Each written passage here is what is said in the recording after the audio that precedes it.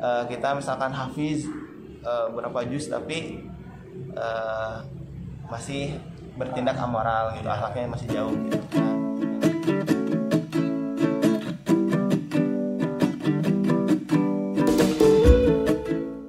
Assalamualaikum warahmatullahi wabarakatuh. Apa kabarnya teman-teman semuanya? Mudah-mudahan kalian yang di rumah ataupun dimanapun berada tetap sehat, tetap jaga kesehatan, tetap jaga stamina, tetap lakukan 3M, mencuci tangan, menjaga jarak, dan menggunakan masker setiap teman-teman keluar. Oke. Alhamdulillah pada hari ini saya sudah kedatangan teman baru, namanya Kang Alif. Nah, teman baru saya ini asalnya dari Tasikmalaya. Kita ngobrol-ngobrol nih. Apa kabarnya, Alif? Alhamdulillah baik sehat. Boleh kenalan sama teman-teman? Perkenalkan, nama saya Alifiana Nugraha, biasa dipanggil Alif. Aktivitas sekarang di Tasikmalaya, saya mempunyai komunitas Sahabat Quran Foundation, ada lembaga di sana, lembaga pendidikan Al-Quran, dan juga sedang menjalankan bisnis Bisnis makanan ya? Iya, ada di Shopee sama di IG. IG-nya Dapur Abah Asep. Dapur Abah Asep, dicatat ya. Tadi kan sudah kenalan nih dengan Kang Alif. Nah, saya mau tanya nih, dulu sekolahnya di mana, Alif? Dulu sekolahnya SD-nya dulu di Kabupaten Tasik, di SD Negeri Budiwangi. Terus SMP-nya di MTS Darul Falah di daerah Ponteng, masih di Kabupaten. Terus SMA-nya di SMA Negeri 1 Kota Tasikmalaya. Wah, luar biasa nih, SMA-nya ternyata di SMA Negeri 1 Tasikmalaya, padahal aslinya dari daerah Kabupaten Cibalong. Ya, karena saya juga ada keluarga dari sana. Cibalong itu termasuk salah satu bagian pinggirnya Kabupaten Tasikmalaya ya. Dan bisa sampai ke SMA 1 itu adalah pencapaian luar biasa menurut saya. Gimana tuh dulu bisa sampai sekolah di SMA 1? Ada tipsnya nggak?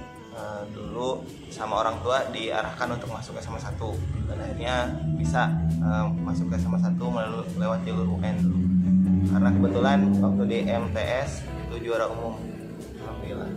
Jadi dulu masuknya lewat jalur UN ya. Oke, teman-teman juga perlu tahu nih, Kang Alif ini ternyata adalah hafiz. Berapa juz nih yang sudah dihafal? Alhamdulillah, yang sudah dihafal semuanya 30 juz. 30 juz sudah dihafal. Dan nanti kita akan banyak bercerita tentang bagaimana prosesnya Kang Alif menghafal Al-Quran, bahkan sampai di titik ini punya satu lembaga namanya Sahabat Quran Foundation atau SQF, itu ada di Tasikmalaya dan sudah banyak berkembang di beberapa daerah ya. Ada di Taman Sari, kemudian di Raja Polah ya, dan di mana lagi? Sama di Cideng di rumah gitu. Di dekat rumahnya juga. Nanti teman-teman yang dekat lokasi situ boleh main mungkin ya, atau silaturahmi dengan Kang Alif. Berikutnya nih, dari SMA kita mau ngobrolin tentang masa-masa kuliah. Gak apa-apa diulik-ulik ya? Boleh. SMA-nya kan SMA 1, rata-rata teman-teman yang dari SMA 1 itu kebanyakan kampus-kampusnya yang luar biasa begitu ya. Minimal masuk ke 10 top kampus yang ada di Indonesia. Nah, Kang Alif sendiri dulu kuliah gimana? Dulu sempat kuliah di UI. Dulu masuk UI lewat jalur SNMPTN undangan. Awalnya itu dulu sebelum ada SNMPTN undangan ada PMDK ya kalau nggak salah. Nah, tapi dialihkan ke SNMPTN undangan, terus masuk ke UI jurusan ilmu ekonomi.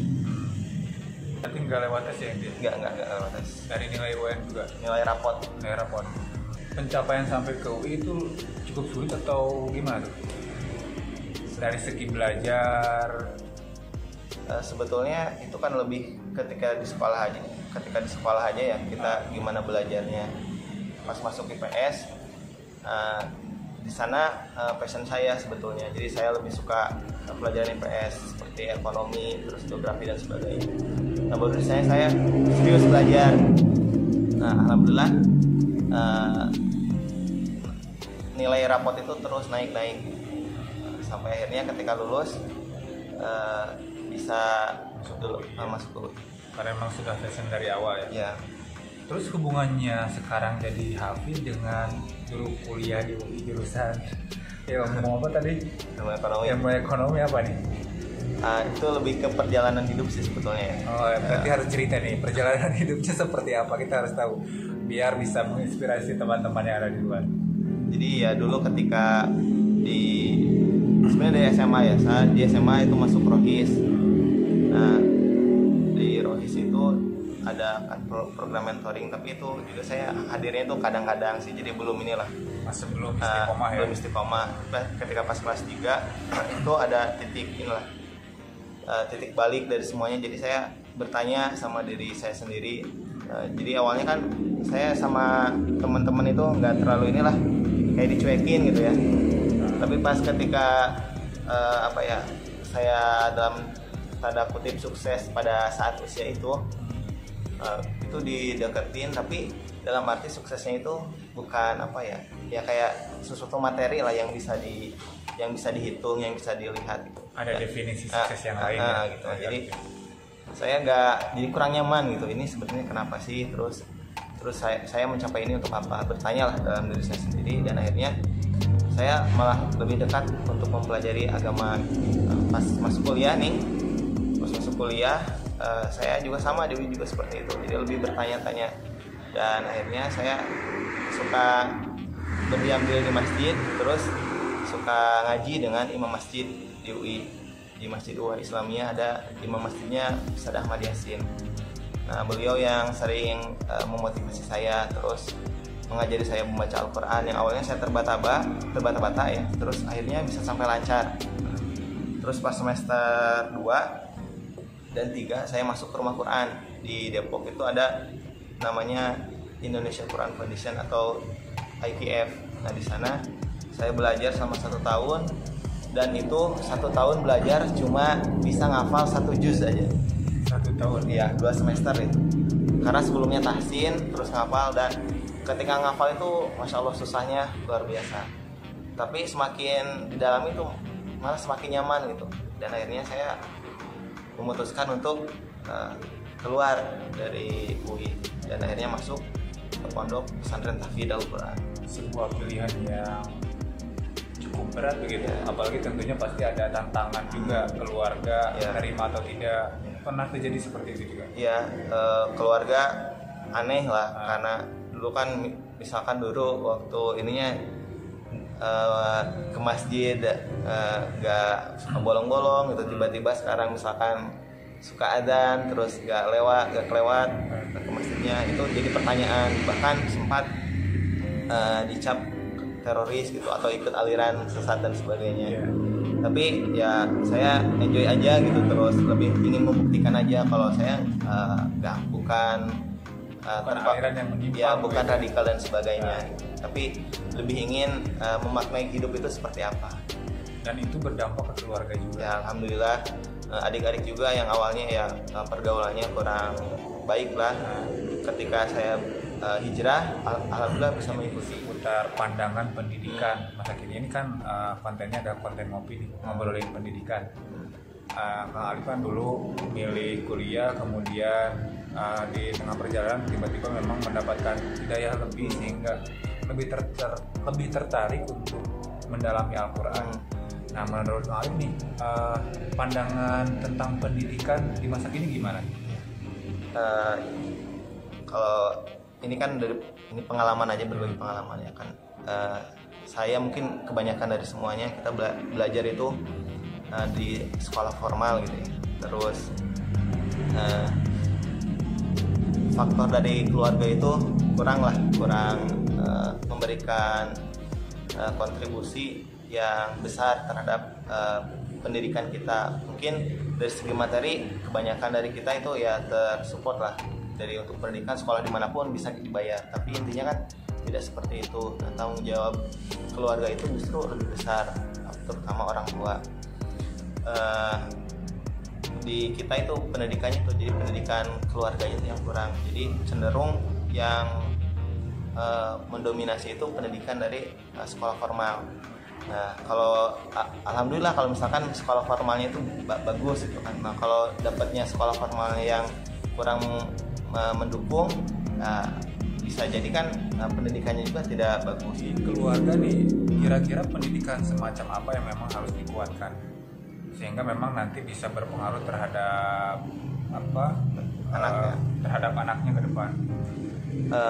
Sebetulnya lebih di keteladanan sih. Sekarang kan banyak orang tua itu yang pengen anaknya soleh. Nah, akhirnya dia masukin aja ke sekolah Islam aja, misalkan sekolah Islam favorit apalah dan sebagainya.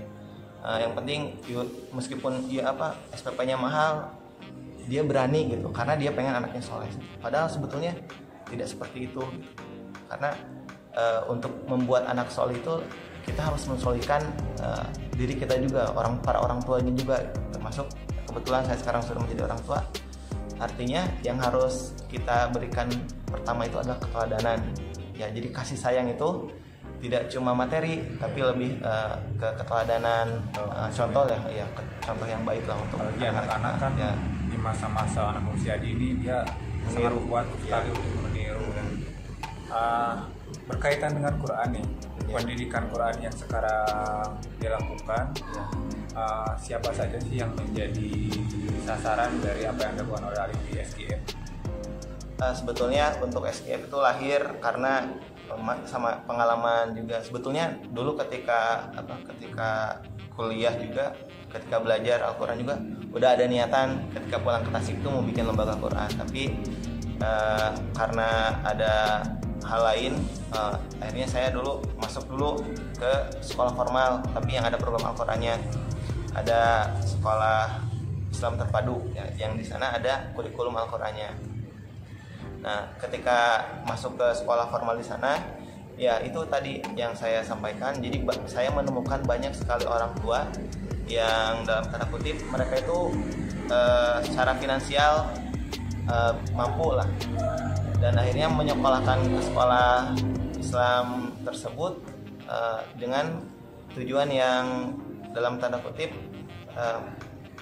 jadi terukur gitu ininya apa, misalkan kalau Al-Quran jadi pengen hafalnya berapa juz gitu. Jadi yang dicarinya itu hafalannya, bukan isinya seperti itu. Dan saya akhirnya kalau saya seperti ini ya, saya sudah menyampaikan ke sekolah untuk bisa merubah mindset itu gitu ya. Jangan sampai orang tua itu yang dilihatnya itu isinya, tapi ya qadarullah karena memang sudah tersistem, saya tidak mampu gitu. Tapi saya sudah menyampaikan, ya udah saya akhirnya resign dari sekolah formal itu dan saya mendirikan lembaga Al-Quran sendiri yang sasarannya itu sebetulnya yang pertama itu lebih ke pelajar karena saya juga jadi dulu juga seperti itu. Jadi saya mendapatkan itu ketika remaja lah, ketika masa-masa kuliah, ketika masa SMA. Terus yang kedua adalah para orang tua. Jadi agar para orang tua itu bisa mengajari anak-anaknya. Baru yang ketiga saya fokusnya itu ke anak-anak. Jadi sebetulnya yang jadi fokus itu yang pertama pelajar dan mahasiswa, terus para orang tua, lalu anak-anak. Kenapa saya lebih memilih yang ininya dulu, gak anak-anak? Kalau anak-anak kan sebetulnya lebih cepat, terus lebih nangkapnya lebih kuat gitu.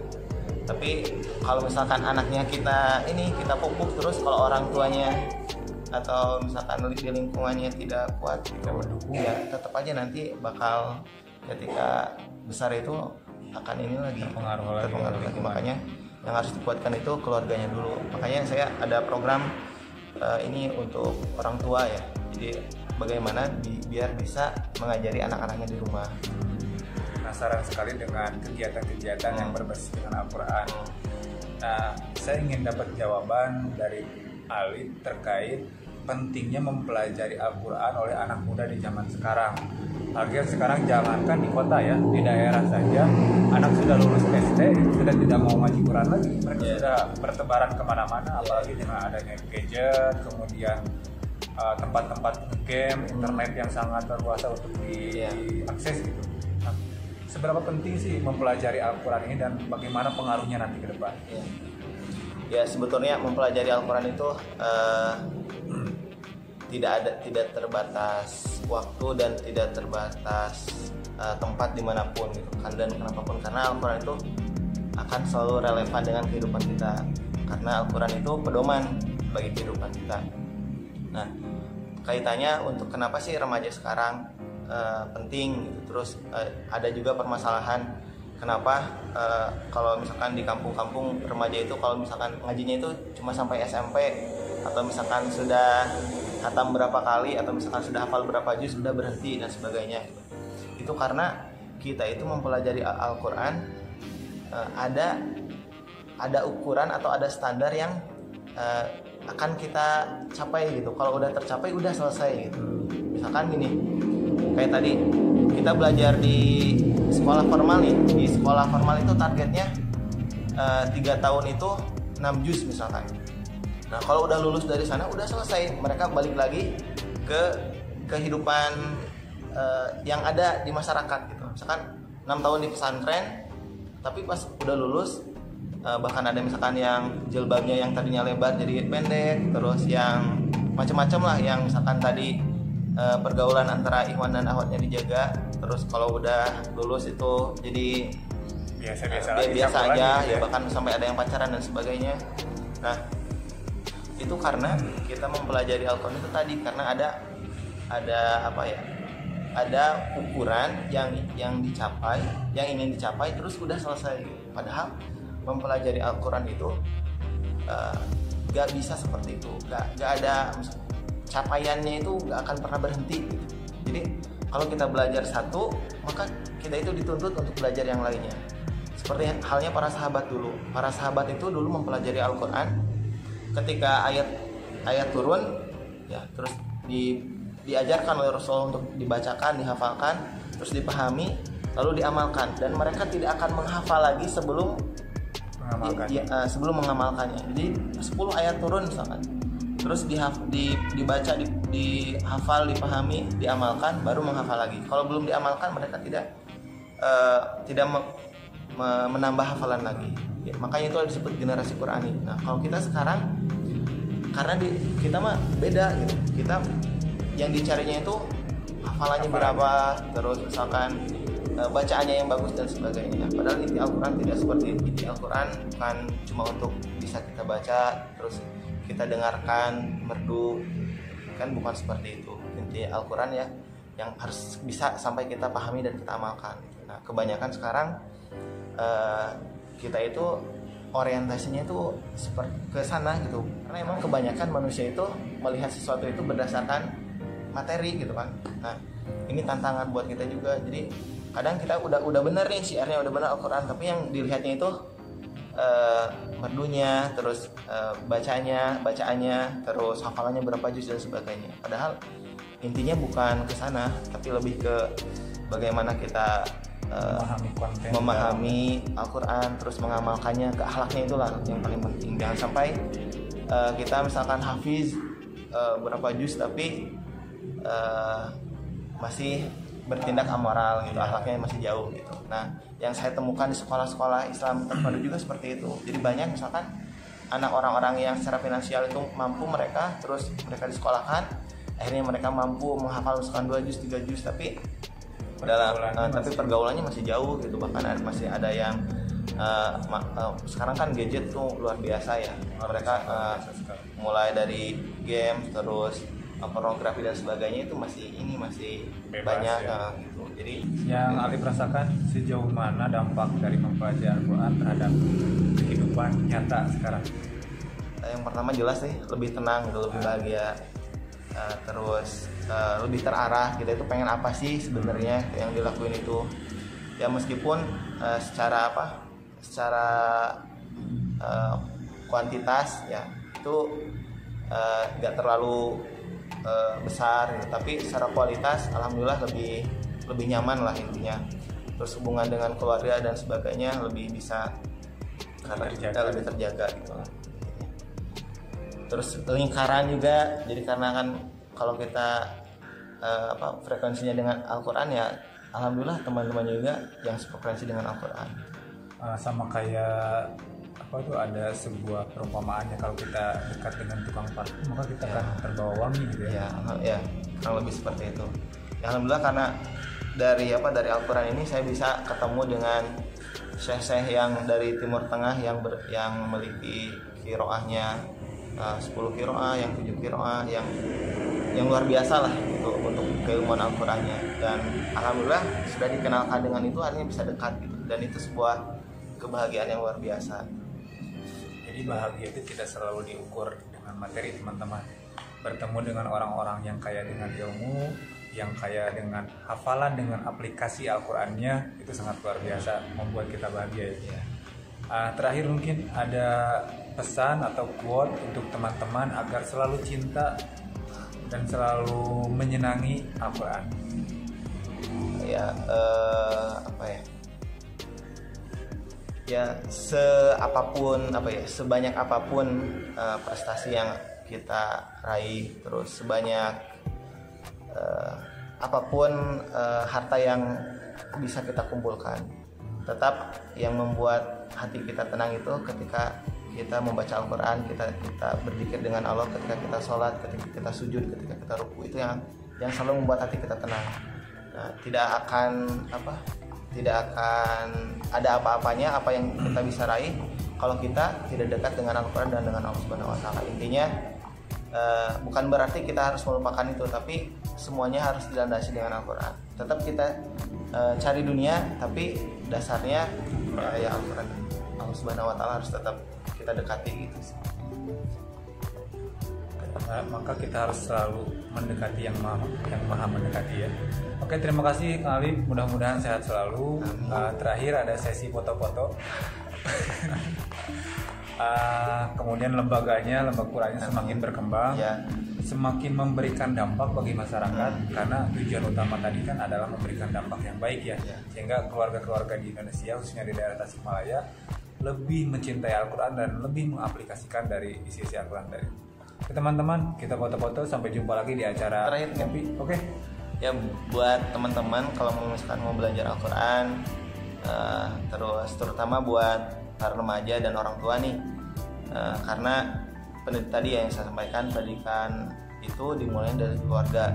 Jadi kalau keluarganya kuat, insya Allah dimanapun, belajar dimanapun, anak itu akan kuat, tidak akan terbawa oleh arus dan sebagainya, karena dia sudah punya jati diri dan punya prinsip. Nah, jadi bisa kita bareng-bareng belajar di SGF. Nah, di SGF itu ada program komunitas. Kalau yang komunitas itu free, gratis. Waktunya biasanya hari Sabtu dan Minggu sore. Itu bisa tempatnya di Masjid Mardotilah, Jalan Cipicung nomor 1. Nah, terus ada juga bisa program yang privat gitu, tapi itu lebih terbatas ya, terbatas waktu dan terbatas jumlah yang belajarnya. Infonya sudah sangat detail sekali, jadi rugi teman-teman kalau tidak mau mengakses itu, apalagi gratis ya. Ya, gratis untuk komunitas. Sampai jumpa lagi di acara ngopi berikutnya, ngobrolin pendidikan bersama teman-teman yang lebih inspiratif lagi, karena hari ini kita sudah kedatangan tamu yang sangat inspiratif ya. Sampai jumpa lagi di acara ngopi berikutnya. Wassalamualaikum warahmatullahi wabarakatuh.